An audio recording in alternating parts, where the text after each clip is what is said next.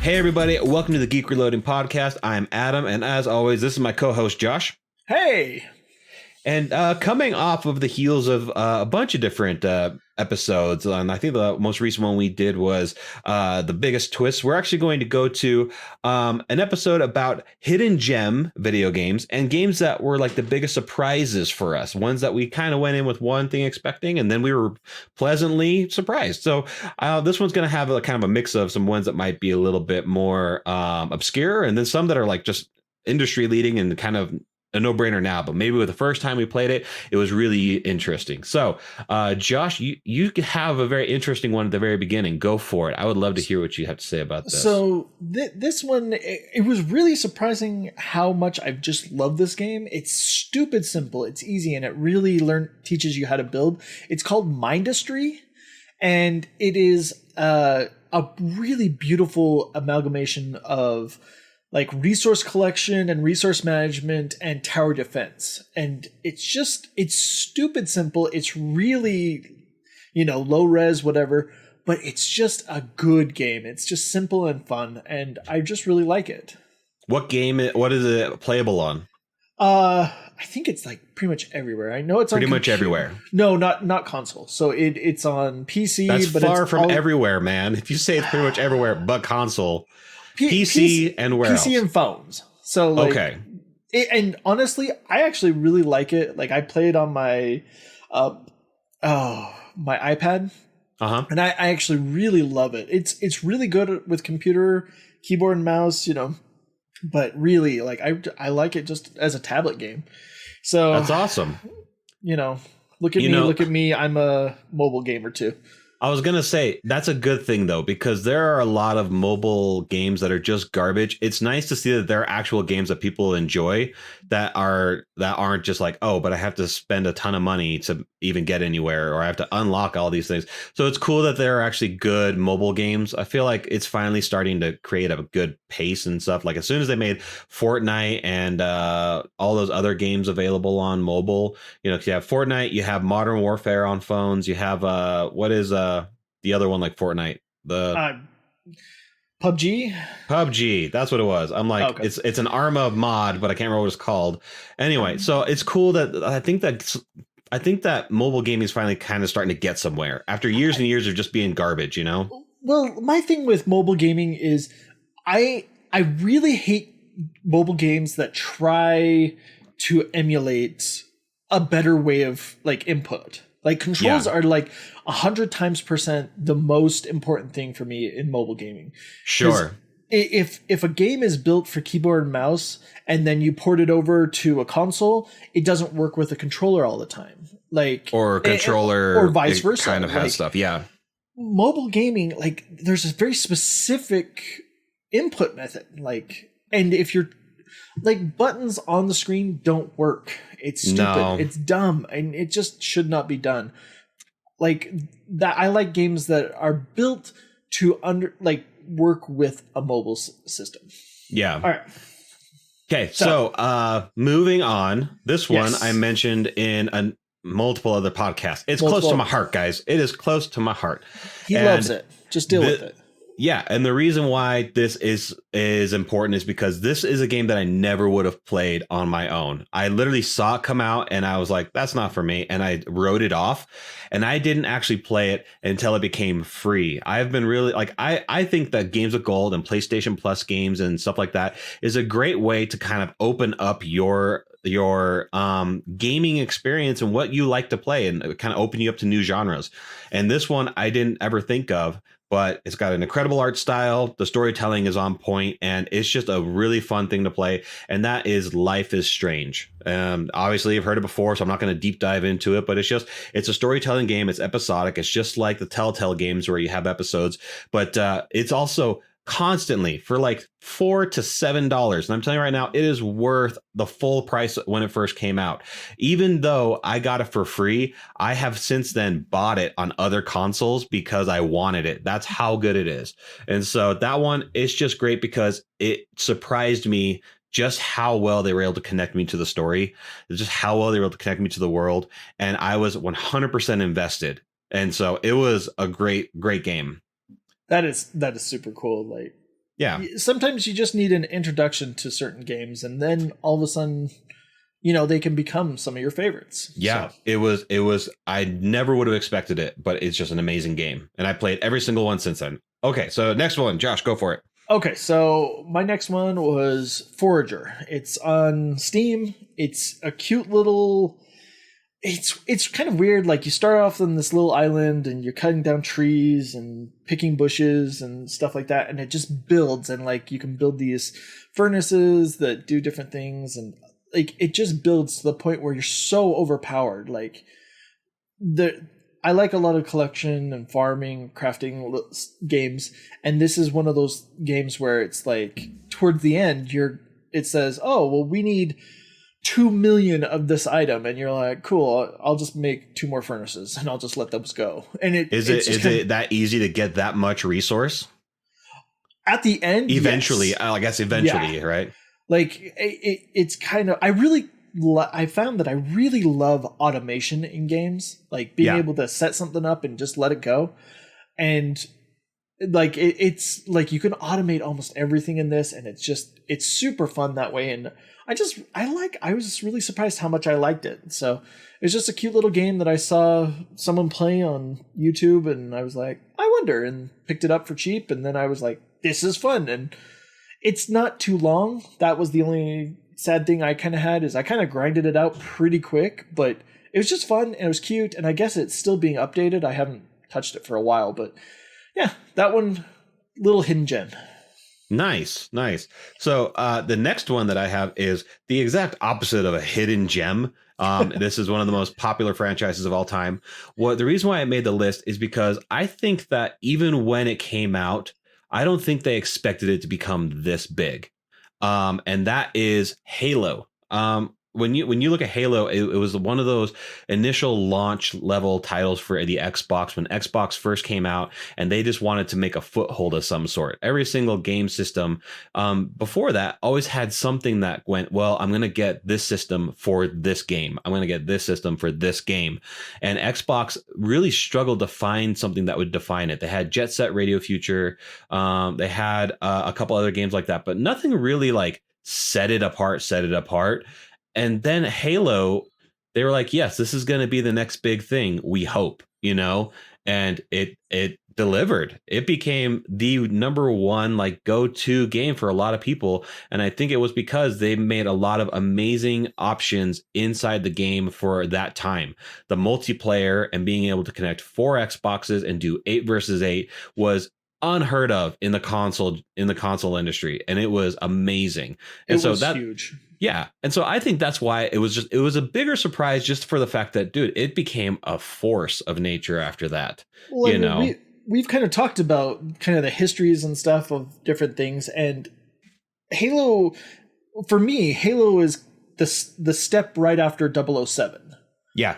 And Halo was the turning point for me to realize how important input and controls are. Like, yeah. I never thought about it. I've never considered it until that point. But Halo, that is what the base of a first-person shooter game was built off of.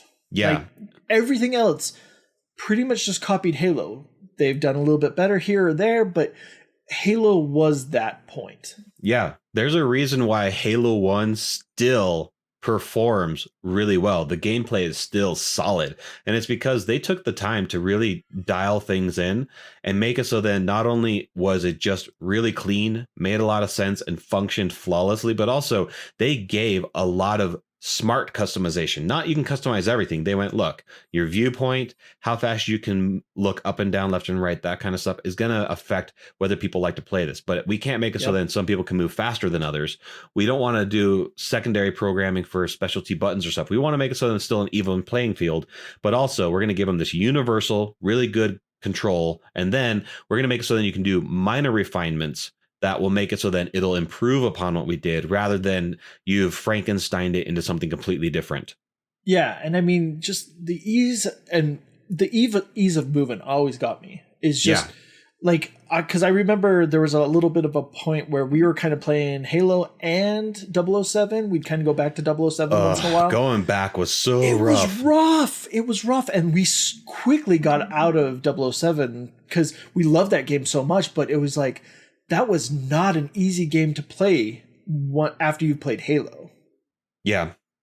So that one, it is awesome. I'm glad that you brought that up. I mean, that is definitely one of the biggest surprises. I pretty much gone all hidden gems on my stuff, but biggest surprises. Yeah, there. It was just surprising just how it became so big, so awesome. Yeah. So, okay, so I have another one. This one, I feel like it came out in a time where there was just an oversaturation of good shooters, and I feel like it did not get the credit that it was due, and that is the game Vanquish. It was made by Sega, and you essentially are this super overpowered, awesome soldier that has all of these great capabilities.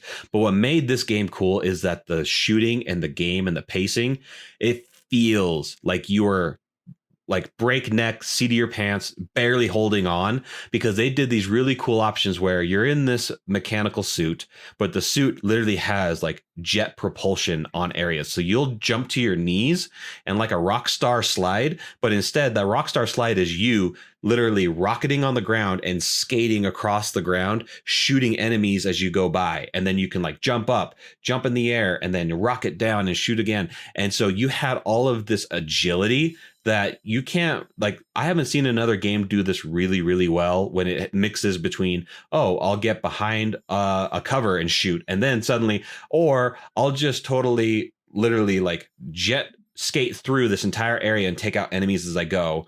And it's just a cool mix, and it was super underrated. It was kind of on the short side, but once again, it's another one where controls were clean and awesome. It was really good. That is super cool. That is awesome. Yeah. So this one I've never played that you're about to talk about, but I have heard from everybody it is just an amazing, fun game to play. Okay, and so I gotta just say this because I was in a weird mood when I was writing up my list here, but I was like, have you ever wanted to play a tower defense game but also wanted to play a third-person shooter at the same time? Do you hate orcs and think all of them must die? Do I have a game for you? It's called Orcs Must Die, and this game it's funny, it's ridiculous, but it's just a cool game. I like the whole tower defense, but this was one of those situations where you could set up the hallway that these orcs were coming through and have like all these traps and everything, but you could also, you're also a character in this, and you have different things that you can do to fight those orcs personally. So you're not just sitting there like setting up traps and then letting things play. You're actually fighting alongside your traps. And that's just such a cool concept. And it's adorable. It's got great cartoony style. It's funny. It's just ridiculous. What's even better is now's the point where you go, oh, wait, there's more. There's a sequel. There is a sequel, and you got another character to play. It's just an addition of good gameplay. And I'm just really surprised that this, I mean, it's pretty old.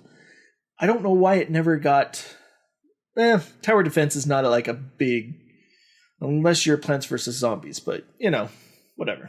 You know what though? I mean, that's the thing. These tower defense games, they can go south really quick, and they can be really crappy. And so when there are good ones, I think we need to like praise them no matter, because I mean, there are a lot where just the game mechanics suck, or the overwhelming forces, or it just feels too easy or too hard. And these ones just grindy. Yeah. Good balanced ones are hard to find. Yeah. And this is fun. And the other cool thing is, I think it's just in 2, but it's multiplayer. It's super fun. You can, set up this thing and then work with your buddy to, clear out the area. It's fun. It's awesome. Game. Okay. So you got the next one too, right? Yes. The next one I have down is Risk of Rain. I've heard of this one. It's on my list, but I haven't played it yet. So I want to hear why you think it's a hidden gem. So my buddy, he was like, hey, you should check out this game. I think he even bought it for me, which was super cool of him. I mean, it's not an expensive game, but it's on Steam, and it's this action platformer. I mean, think Terraria. It's kind of got that style, the side scrolling, but it's not like digging or anything like that. But you're going around and you're killing enemies, and the more enemies you kill, the more money you get. you can open up these little things and get like buffs and different things, so you can become super overpowered. But the main mechanic of the thing is you have, in each level you have to go and you have to find the boss summoning area. You need to summon the boss and defeat the boss. Once the boss is defeated, then you have to get to the escape point and leave the level. You can level up, you can stay there as long as you want, but the main mechanic is as time goes on, the rain becomes more difficult, and the rain is pretty much just the difficulty level. So you can start out higher, but you start out on easy usually. And if you just grind, if you grind for a long time, it's super fucking difficult. Like, it just gets harder and harder and harder until you're into this monsoon, is what it's called. And it's just like enemies are constantly spawning and everything is just constantly just dangerous everywhere. And it's super fun. There is a new one, Risk of Rain 2. It's 3D. It's not the side-scrolling situation. Yeah. I haven't played that one, but I mean, it's such a cool, stable concept. I've watched a bit of gameplay.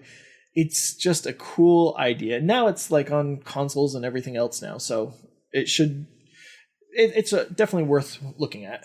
So you said that there's a lot of grinding and whatnot, or there can be a lot of grinding. Does it not, like, I think that grinding doesn't have to necessarily be a bad thing if it doesn't feel grindy. How does it?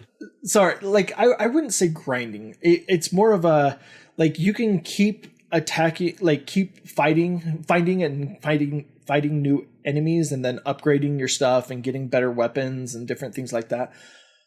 Or you can just try to rush through it, because if you can get through the levels quickly, I mean, the bosses can get really pretty difficult if you don't have some good upgrades. But if you can get through it quickly, the spawning of the enemies is slower, so they're not as difficult, they're not as bad. And so it's easier. So the faster you go, the easier it is. But the longer you go, the more overpowered you get. Okay, so, I mean, I feel like these kind of games sometimes can, like, do the levels feel like a good balance? Because sometimes levels like trudge on and you're like, oh my gosh. But does this one feel like it has a decent level break when it comes to, like, timing and everything? I've played this quite a bit. I've only beat it 2 or 3 times. I mean, beat it 2 or 3 times. Yes, it's one of those things. Like, this is one of the ones I had to do a lot of research and understand the mechanics behind it. Because like you, we're grinders, and I was like, the first level, I was sticking around. I wanted to buy everything. I wanted to get all the upgrades I could. Yeah. And things were getting a lot harder. And then I was like, well, shit. And then it starts at that difficulty. Yeah. The next level. And so it continues that difficulty. So crazy. And so you may be overpowered, but so is the world. And so it's kind of this weird balance, because I'm really usually not liking the time stuff. Yeah. I like to play at my own pace, but man, like when I started trying to speed run a lot of the stuff, I actually was having a lot of fun, which is super weird for me because I'm not a speedrunner. Yeah, dude. Whenever there's a time on a level or a situation, I don't know why I do, but it's like immediately triggers me, and I'm like, oh no, that's gonna make it less fun. Yeah, like every single Resident Evil game has like either an escape sequence or a boss sequence or something that requires you to either hold out until the elevator shows up in 4 minutes, or escape in 7 minutes before this bomb goes off, or whatever. And every single time that hits, and then they hit like that super intense high speed music and stuff, I'm like, god damn it. All right, well, you just really added a whole nother layer that obviously I'm going to play because I love these games, but I just, I don't like this part, and literally like there are times where I'm just like, didn't like that. Didn't like it at all. And so if they can do it right, that's good. That's impressive. I really liked it. I mean, it's simple and it's, it's easy to do, but seriously, like, it is a roguelike, so it's permadeath, you do get better stuff, and like you kind of get more stuff that you can unlock in each run, which is kind of nice. Like, you get some pretty cool stuff. And what I love about it is each of the upgrades is scale. Like, you can get multiples of every upgrade. So it's like, you get a double jump here. Yeah, you can get like 4 of those. Like you That's can jump cool. all over the place, and you can get super overpowered. It's just, getting, taking Yeah. the time to get those. Well, so now that you've like not super stressed me out, but it sounds super stressful. It's We're gonna super go stressed to out.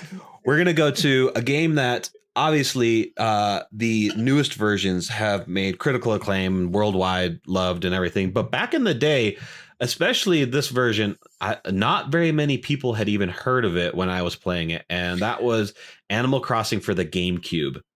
Way back in the day. Seriously. This one was a big surprise again, because this was one. I mean, I've talked about it before on the episode where I had a friend who was like, dude, you got to play Animal Crossing. I'm like, you mean the thing with you're in a town with a bunch of animals? It sounds really like kiddish, and I didn't like that idea. It sounded dumb. Yeah, it sounded juvenile, and I was like all about I judged you hardcore for this game. Yeah. I judged you hardcore until I watched my brother play, and then I was like, okay, this is super cool. Yeah, and it was one of those games that you don't get it until you play it or see it. You can't even describe it because it sounds so juvenile and dumb. Like you're like, no, you get a little house and you pay off your mortgage and you talk to these animals, and sometimes, oh, I lost my shirt. Oh, can you go find it? Or it's like, oh, my best friend left this plate here. Can you go deliver it to him? And you're like, okay, so you're essentially playing a kid version of real life. This is dumb.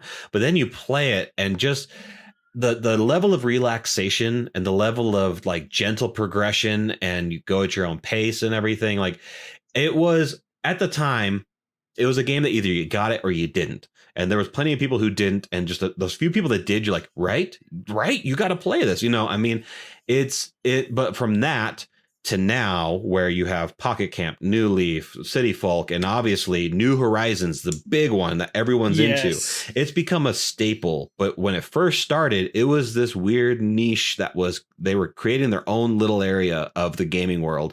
But now it's huge. But back in the day, it was a huge surprise, and it had this cult following, I think, at least in the US. In the Japan, it was way bigger.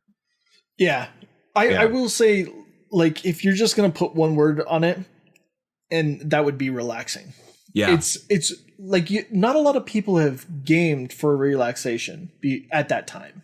It's like true. Back in that time, it wasn't about relaxing. It was about enjoying yourself, playing a game, having fun, whatever, all that stuff. But this game just became something you could do to relax. And that is just, honestly, it was just it was game changing, honestly. Yeah. And look at what we are now. I mean, with our current situation, there's a good reason why New Horizons is just so popular. Yeah, there's a reason why it's sold out everywhere, and people were literally hunting down Switches to play New Horizons, because in a world where everything is still in quarantine lockdown as this goes down. And what's funny is I'm like, maybe we'll be out by the time this launches. No, it's not going to happen. We're still going to be in quarantine lockdown.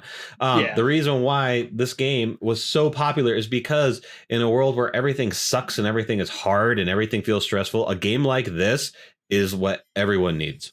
Everyone. Dude, my therapist is actually working on incorporating New Horizons into therapy. That's awesome. So it is pretty cool. So yeah. So that game. Yes.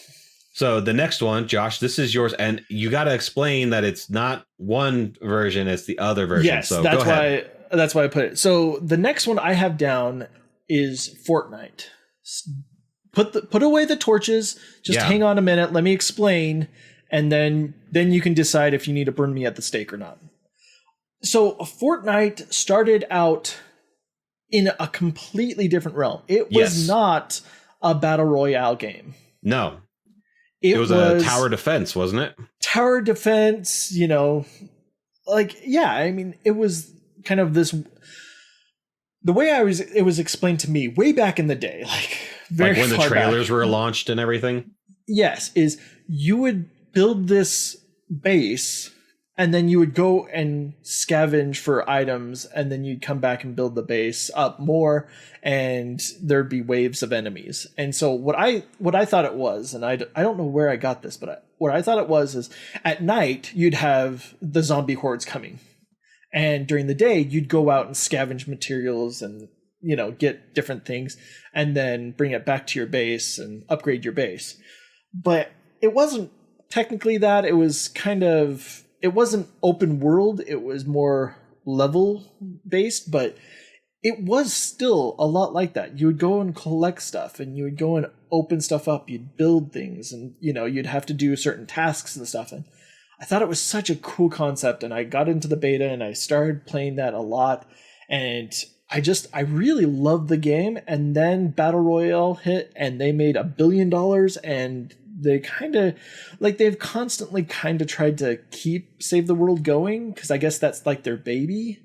But it's it's the passion project, whereas the moneymaker is the Battle Royale.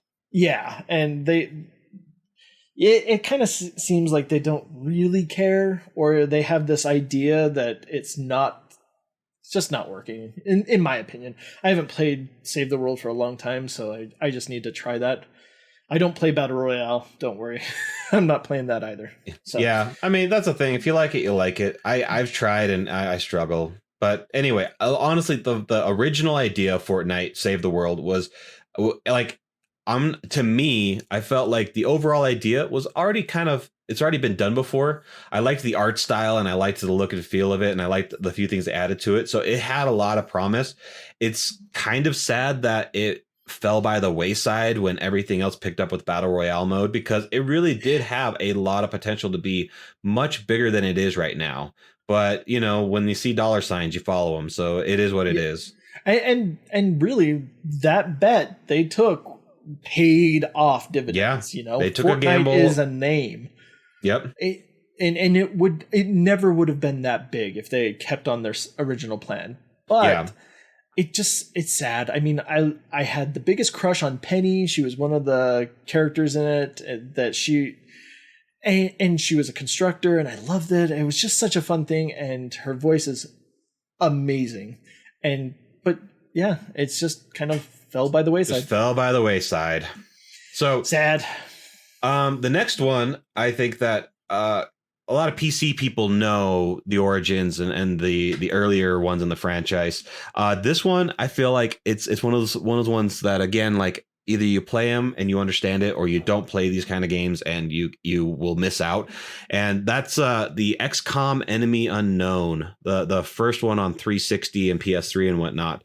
XCOM has been a long-standing franchise in the PC world. There's been a couple different iterations, but this one was the first one that I feel like kind of finally made its way into consoles and kind of made its way into something that would work in a console area. And XCOM is it's a strategy-based, turn-based strategy-based game that's turn-based, and it's you fighting aliens, and the aliens have weapons and they can hide behind stuff. The coolest thing about XCOM is that it's procedurally generated, so you can play through the entire game and you'll go on these missions, and the missions are everything from assassinate a key person to rescue a village to do this, to do that.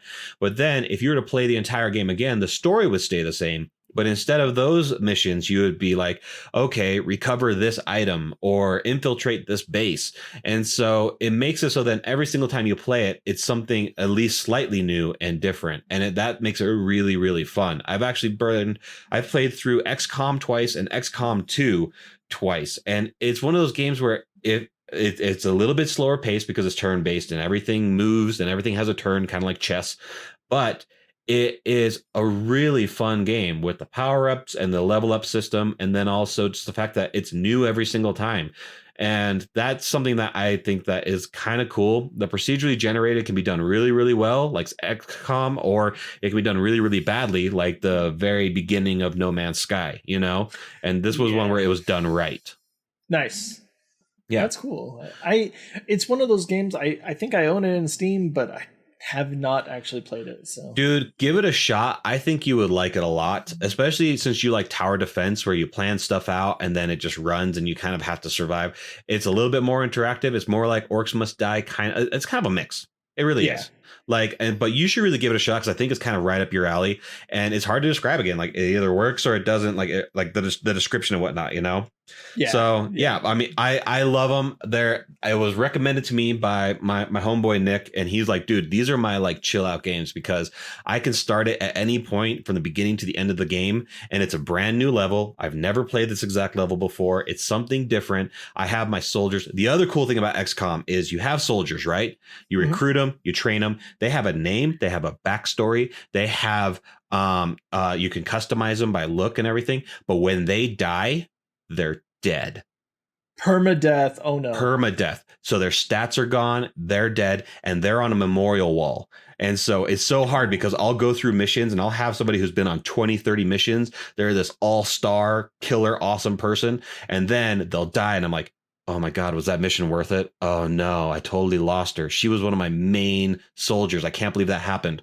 And then some of the time I'm like, I have to ask, how many times have you cheesed it and just said, reset, I didn't actually die there?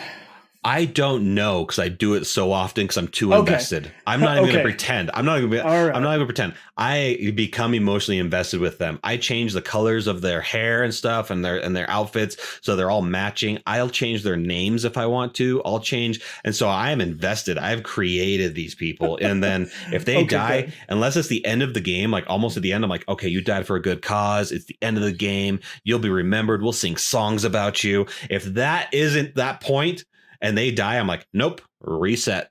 Sorry. Okay, good. I'm glad I asked that question because that's how I play those games. Oh yeah, I totally cheese it because I want my soldiers to survive. I would be a terrible real general. Yeah, exactly. Okay, so you have the last one, man. Let's see it. So the last one, super quick. It was just kind of I thought this was funny. I'm currently playing it right now, and I just put down, do you like Stardew Valley but think there's not enough death and graves? Do you like zombies and want them to do your bidding? Then you should play Graveyard Keeper. Graveyard Keeper.